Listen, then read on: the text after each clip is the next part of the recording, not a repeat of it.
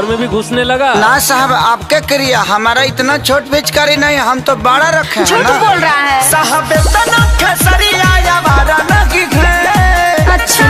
ना साहब इतना खेसरिया या बारा लगी गए। हटी चुकी फिचकारी हमारा नहीं है। ये झूठ बोल रहा है। फिचकारी हमारा नहीं है। देखिए जी, इसके बात पर मत रहिएगा, ये बहुत चतुर नर है।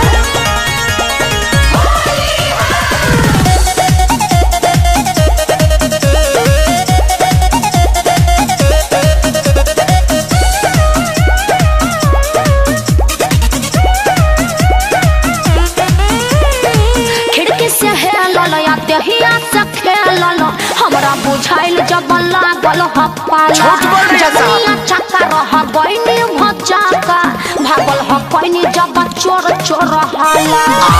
हमको पक्का विश्वास है जी, यही था।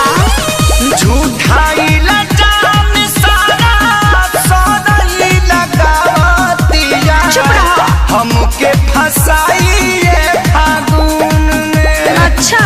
रात भर झाल लेके मंडली में झूमत रही। झूठ बोल रहा है। हम दादा फगुआ के धुन में। ठीक नहीं होगा झूठ बोलोगे ए तो। साहब हमारा घरे का दही बड़ा नहीं है। साहब हमारा घरे का दही बड़ा नहीं है। होगा लेकिन खट्टा। तो साहब तो